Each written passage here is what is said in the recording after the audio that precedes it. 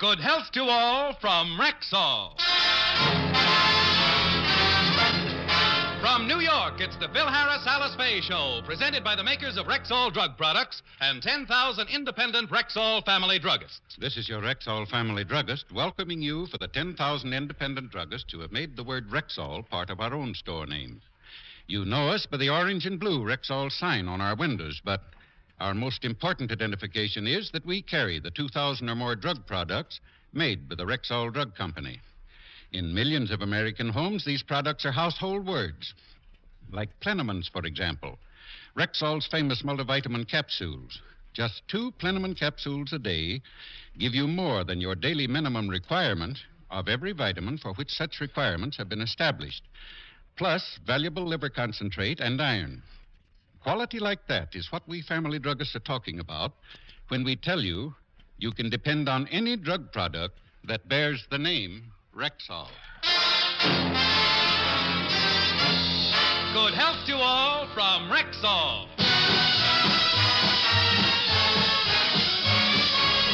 And now your Rexall family druggist brings you the Phil Harris Alice Faye Show. Written by Ray Singer and Dick Chevrolet with Elliot Lewis, Walter Tetley, Robert North, Janine Roos, Ann Whitfield, Walter Sharp and his music, yours truly, Bill Foreman, and starring Alice Faye and Phil Harris.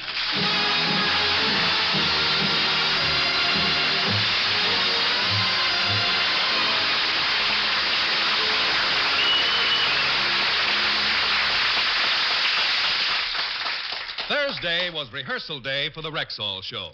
The cast was to meet at the NBC studios, and as we look back, we find Alice, Phil, and William standing in front of New York's famous Radio City, waiting for Frankie.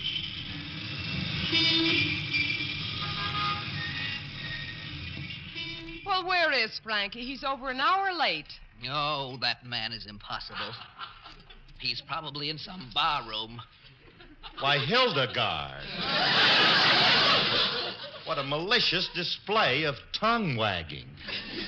Remley happens to be attending a temperance meeting. Now, what's Frankie doing at a temperance meeting? He's picketing the joint.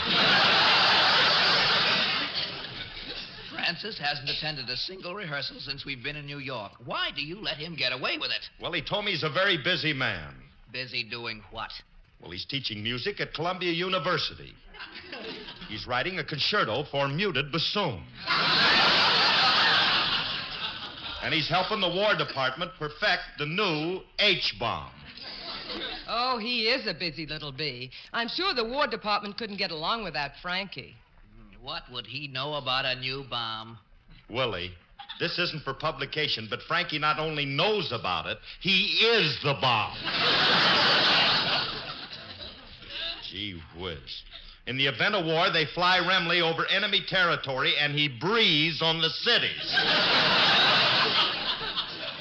Oh, now I see what they mean by H-bomb. The H is for hangover. No, it isn't. Yeah, this would be a fine country if the War Department had to depend on Francis. All right, don't knock Frankie. He had a very important job during the last war. Didn't he, honey? Yes. He was a model at the draft board. A model at the draft board? Yes. Anybody who came in and looked like Frankie was automatically rejected. Why do you two always have to pick on Frankie? Because he's always doing stupid things. Just a minute. He ain't stupid. He just happens to have a few idiosyncrasies. Well, I don't mind his stupidity. In fact, on him it's becoming. I object to his selfishness. He thinks of nobody but himself, and he's always taking advantage of a situation. That ain't so. It ain't so, because Frankie is very thoughtful. He's always thinking of others. Take this water shortage, for example. Since he's been in New York, he hasn't touched a drop of the stuff.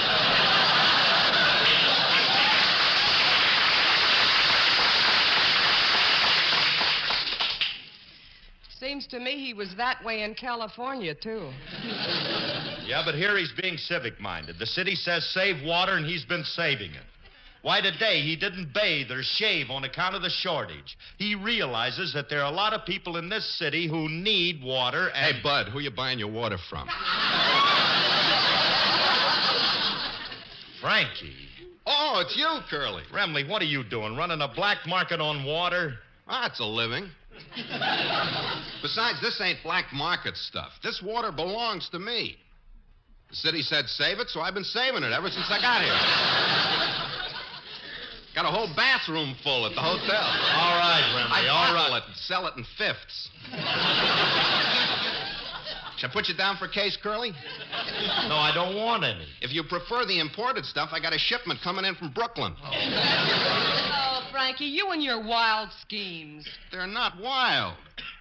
You people are just jealous because I'm a good businessman. I never miss an opportunity to make an honest dollar. You mean like that shrewd idea you had on the train coming east? The one that almost got us arrested? What'd he do, Phil? Well, you remember when the train stopped in Albuquerque? Yes. Remley got off and was selling Pullman blankets to the Indians.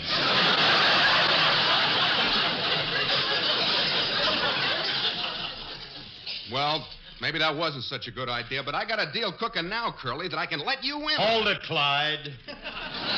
I ain't interested in none of your new deals. Okay. But you're missing the opportunity of a lifetime. All it would cost you is $50 and you'll make I millions. don't care how much I can... Millions, huh? Remley, I'm going to take one more listen. Now, tell me something. How can you make $1 million on a $50 investment? I know a guy. Wait. And for $50, he's willing to let us in on the best racket in New York. What's that? We can get the gambling concession in the subway. What gambling concession? Those slot machines people keep dropping dimes into. Frankie, what makes you think it's a good investment? You've seen thousands of people dropping dimes in their machines, haven't you? Yeah. And they never paid off once, did they? True. But how long are people going to be suckers? Maybe we can fix the machines and let them win once in a while. No, that would be dishonest. Let's leave them the way they are. For those who have tuned in late, you are listening to It Pays to Be Ignorant. I've heard enough, fellas. Let's get in the elevator and go up to the studio. The band's waiting for me to rehearse my song. What are you singing, Alice? Just get in the elevator and listen. Who cares if the sky cares to fall in the sea? Who cares what banks fail in Yonkers? Long as you've got a kiss that conquers, why should I care? Life is one long jubilee, so long as I care for you and you care for me.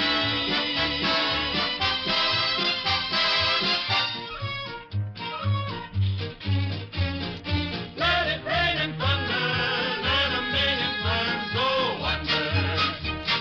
We are not concerned with stocks and bonds that we've been burned with. I love you and you love me, and that's how it will always be, and nothing else can ever mean a thing. Who cares if the public chatters? Love's the only thing that matters. Who cares if the sky cares to fall in the sea? Who cares what banks fail in Yonkers? Long as you have a kiss that conquers, why should I care? Life is one long jubilee, as long as I care for you and you care for me.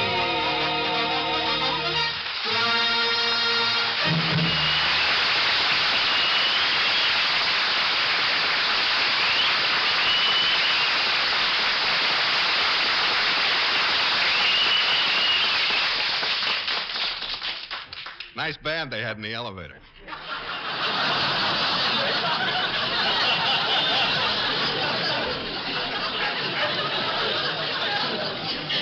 Phil, why did we get off on the 6th floor?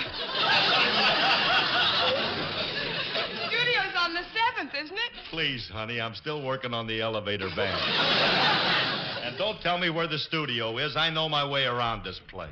But, Philip, there are so many studios. It's awfully confusing. Only to your little twisted mind and cracked voice. You've been playing Remley's part here in New York, haven't you? You better get some sleep, too, kid. Get off at 10th Avenue. I know NBC like a book. Now, this is Studio 6A. Phil, I don't think this is the right one. Alice. Poodles. Our partnership is successful because of 3 elements. Money, beauty, and brains. I know, dear. When are you going to contribute something?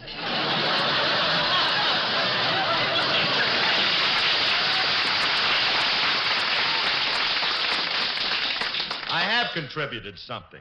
You got the money, I got the brains, and as for the beauty, that's an even split. Now, look. Now, look, fellas, here's the door, so come on, let's get into this studio, huh? Oh, you're so funny. Oh, you're so clever.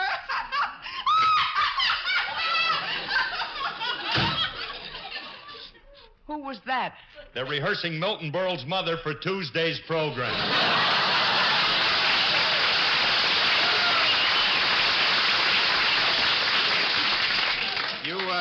You know your way around, huh, Curly? All right, so I made one mistake, Remley, but it must be this studio across the hall. But, Phil, the sign says on the air. Pay no attention. Now open the door and let's get in there. I'm leaving you, Mary. But you can't leave me, John. I'm sorry, Mary. But I love you, John. It's no use, Mary. Please, John. Goodbye, Mary. Goodbye, John. Tune in tomorrow for another exciting episode in the lives of Max and Gertrude.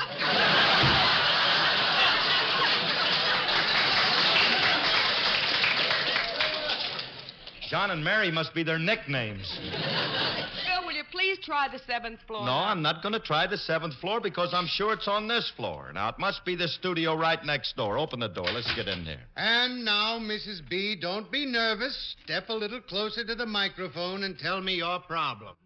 Well, Mr. Anthony, in 1930, we were having a big party, and our guests were very hungry. So I sent my husband to the grocery to get a loaf of rye bread. That was 20 years ago, and he hasn't come back yet. Now, my problem is this. Should I wait any longer, or is it all right to serve pumpernickel?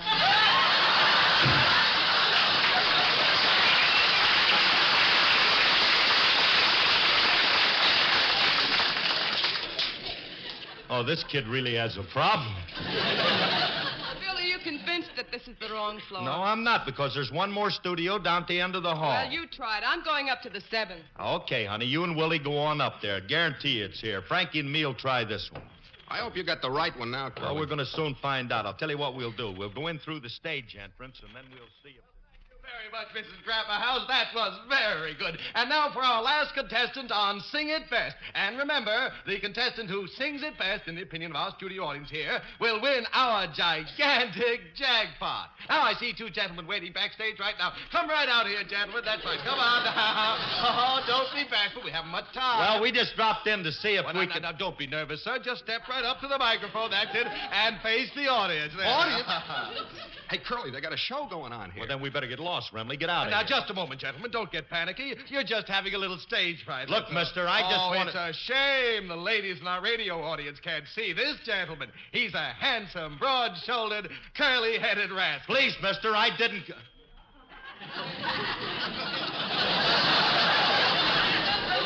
Yeah, it is kind of a shame, ain't it? I wish you could see his curly hair, bronze complexion, and patriotic eyes. What do you mean, patriotic eyes? Blue with red whites.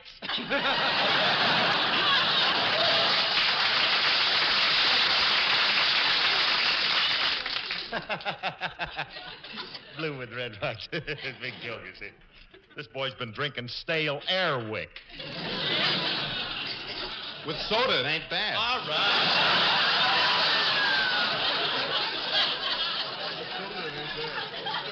And now No, sir. Tell me, what's your name and where do you live? Look, I'm Phil Harris. I'm staying at the New Yorker Hotel. Oh, But the New Yorker, eh? Cloak and suit business, I suppose. Showing your new spring line? Look, I'm not a cloak and suitor. I happen to be in... Where are you from? Well, Oh, Iowa, huh? You must be in farm implements. Well, that don't take the tread off my tractor. Hit the nail right on the head, didn't he, son? He sure did, Pa. Now, watch your drawl, boy. We're from Iowa, not from the Blue Ridge Mountains. Is this your son? Yes, this is my boy, Rob. Of course, I got two boys. I got Clyde and Rob. But Clyde couldn't make it. He's my oldest boy, you know. I had to stay home. Got a motorcycle agency in Des Moines. Yeah, that's very interesting, but I just... He carries the Harley-Davidson line. I see, but... Yes, Clyde used to be a mechanic. He worked at Claude Creel's garage. Now, Claude's place is on the corner of 8th and Locust. You know, as you come into town, you turn left, and there you'll find a statue of F.W. Fitch. I call him a general. Wasn't a real general. He just used to be my sponsor, and I promised if I ever got on the radio, I'd throw his name in now. After old F.W. was a right fine fellow, wasn't he, son? He sure was, Pa. Rob is my stupid boy. I sure am, Pa. He ain't very smart, but what the heck, I always say it's better than raising pigs. Oink, oink, Pa. Quiet, boy, quiet. Now, as I was saying, mister... Well, I'm sorry, sir, but we don't have time. You're our last contestant. If you're going to sing, we should get on Now, with it. wait a minute, son. You can't rush a man from Des Moines now. Did you say sing? Well, I'll be glad to. Yeah. And, mister, you don't know what your audience is in for. They sure don't, Pa.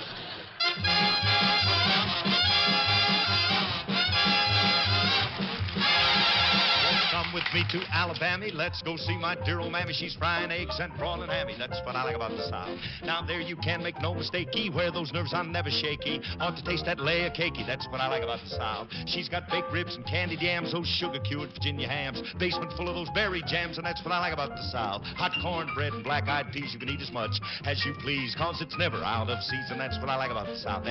Don't take one. Have two. They're dark brown and chocolate too. Suits me. They must suit you. Cause that's what I like about the South.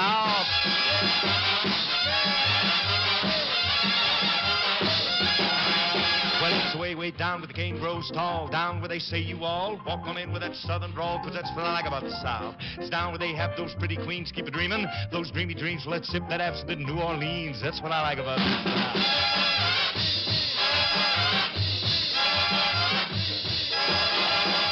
Here come old Bob with all the news. Got the box back coat and the button shoes, but he's all caught up with his union dudes, and that's what I like about the South. Here come old Roy down the street. Oh, can't you hear those coupling feet? He would rather sleep than eat, and that's what I like about the South.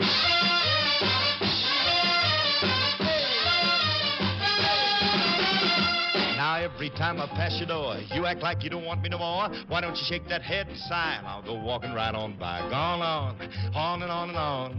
Honey, when you tell me that you love me, then how come you close your eyes? Did I tell you about the place called Do-I-Diddy? It ain't no town, it ain't no city, just awful small, but oh so pretty will do. What?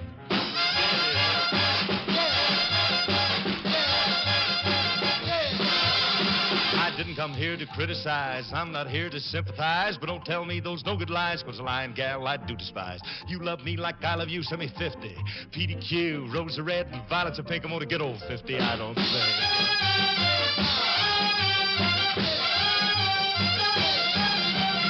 She's got backbones of butter beans, ham hocks and turnip greens. You and me and New Orleans, and that's what I like about the South.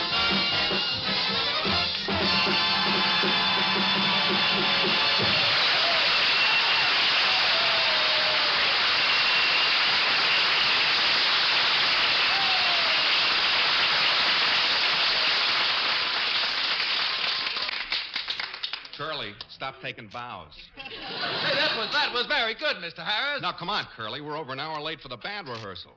And you know what happens when you keep musicians waiting. They report it to Petrillo, and you know the penalty. Yeah. 20 lashes or 2 weeks with Guy Lombardo.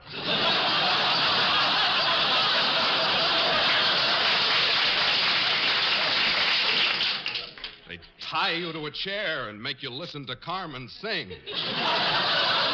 No, not coquette. No, let's get out of here, Remley. Come on. Hey, thanks for letting me sing, mister. We'll see you later. Just a moment, sir. Come back here. Well, fortunately, we know his name and address. Well, ladies and gentlemen, according to our applause meter, Mr. Harris is the winner of our jackpot.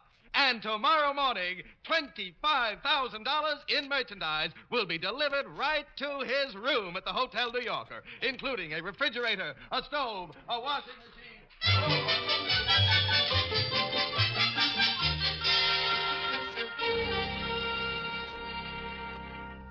Phil, you and Frankie were over 2 hours late for rehearsal yesterday. Are you sure you just went into a studio? I keep telling you that's all that happened. We got into the wrong studio, the people recognized me, and they begged me to sing. Should have heard the hand I got, honey. They liked you, huh? I sure did, Mom. Daddy, when are we going down for breakfast? It's 9:30 already, and I'm hungry. Now, children, please be quiet. Let them talk. We paid their fare all the way to New York, and it's about time they said something. Look, kids, we're not going down for breakfast. We're having it served in the room. Phyllis, did you hear that? We're going to have breakfast in bed. Naturally, darling. The continental touch, you know. It's considered frightfully she. Thank you, Noel Coward. Just because we're having breakfast in bed don't mean that we're... Uh-oh, that must be the room service. I'll get it. Now for a nice hot breakfast. Are you Mr. Harris? That's right. Have you got our stuff? Yeah, why do you want us to put this refrigerator? Refrigerator? Well, you don't have to bring that. All I wanted was a little orange juice and some eggs.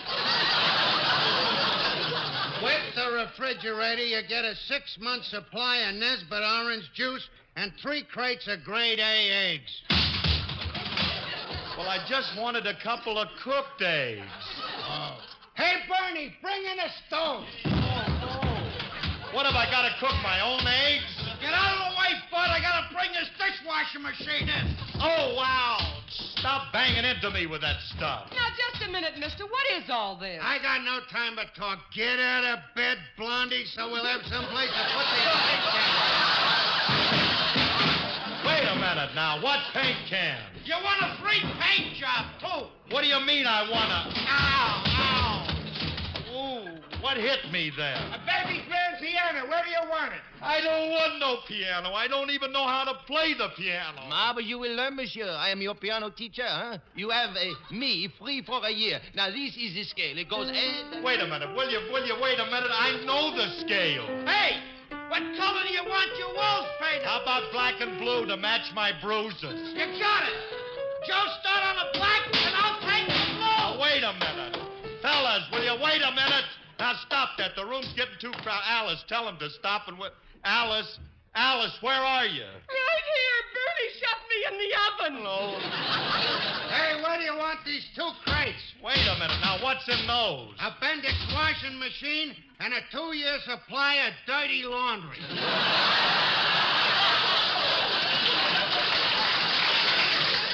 Alice, get out of the oven. You got work to do. Now, look, Frenchie, enough is enough with that piano. I don't want another thing brought in this room. Do you hear? Not another thing. Hiya, Mr. Harris. I brought the groceries. What groceries? A 4-year supply of dog food. Open your mouth and start eating. Dog food? Not only that, but here's a sheepdog to go with it. Now, wait a minute.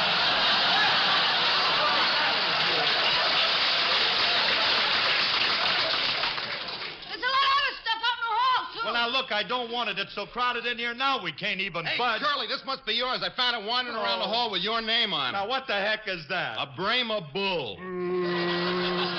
Just what I needed, a sacred cow. Here's something else I found in the hall for you. Where'll they put it? Careful with that kid. It's breakable and you got it. Now, what was in that? 800 goldfish. Hey, come on, Julius. There's something in the hall I want you to help me bring in. Don't bring nothing else in here. This place is a madhouse now. What's going on here? What's going on? What are you doing to my hotel? Oh, Phil, it's the hotel manager. Who is responsible for this outrage? Hello, Mr. Andrews. Can we cook you some breakfast? Or wash out your undies? How about a piano lesson? Or how about a nice Brahma steak? Oh, I'm only kidding, Elsie. Shut up. You ruined my hotel. Just look at the mess you've made here. Washing machines, pianos, stoves, kettles. I'm sorry, Mr. Andrews. What for? We gotta bring in the airplane. Airplane? Contact, Mr. Emily. Contact. Switch on. Switch on. Touchdown. What's down? Wait a minute. No. This is the last straw. I'm going to call the police and have you all thrown in jail. And take this stuff with you. Now, wait a minute. This ain't our fault. You can't have us thrown in jail. I know my rights, and I'd like to see you try to stop that shit.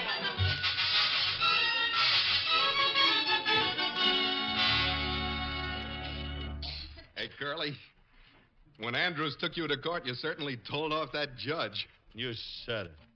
I can be pushed just so far, no further. Daddy, I'm hungry. When can we have breakfast? Talk to your mother. She has the eggs in the stove in her cell.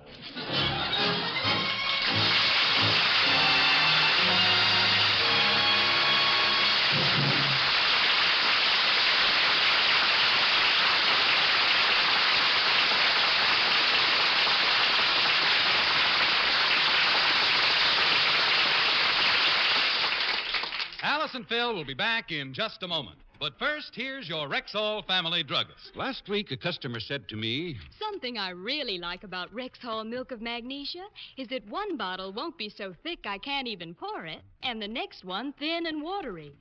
Somehow, Rexall milk of magnesia always seems to be just right. Well, ma'am, you're talking about the viscosity of Rexall milk of magnesia. And the reason it's always the same is because every bottle has to meet Rexall's exacting standard of viscosity, or it won't wear the Rexall label. Well, how can they make sure of something like that? Well, a sample from each batch of Rexall milk of magnesia is placed in a metal jar or urn.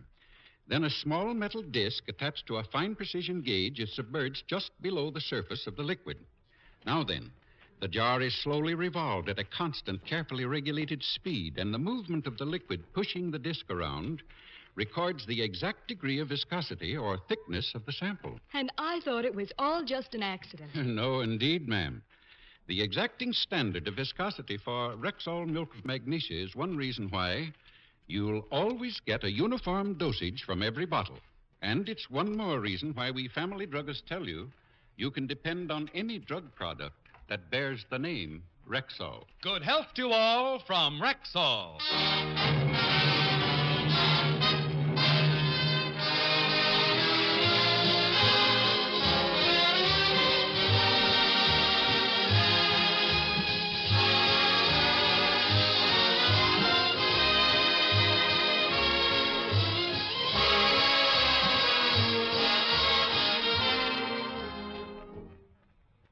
Well, Phil, thanks to my brother Willie, we were bailed out of jail. I was never so embarrassed in my life. Where are Frankie and Julius? Back in jail? Oh, no. What happened? What happened? Well, they went back to the hotel to get their luggage, and they got playful. They took 2 elevators and raced each other to see who could get up to the 50th floor first. Well, what's so terrible about that? The hotel only has 43 floors.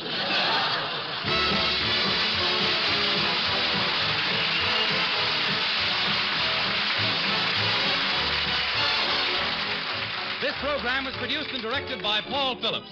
Included in today's cast were Ann Thomas, Gladys Thornton, Ben Grauer, John Gibson, Walter Kinsella, Jack Albertson, and Morris Gosfield. The part of Frankie Remley was played by Elliot Lewis, and Julius was played by Walter Tetley. Alice Faye appeared through the courtesy of 20th Century Fox. Everybody's praising it. Antihistamine, the marvelous new miracle drug for colds. And now you can get Rexall antihistamine.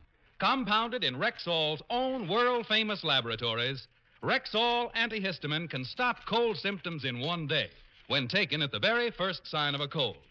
Keep Rexall antihistamine on hand always. Ask for it wherever you see the orange and blue Rexall sign on the window. And remember, you can depend on any drug product that bears the name Rexall. Ezio Pinzer.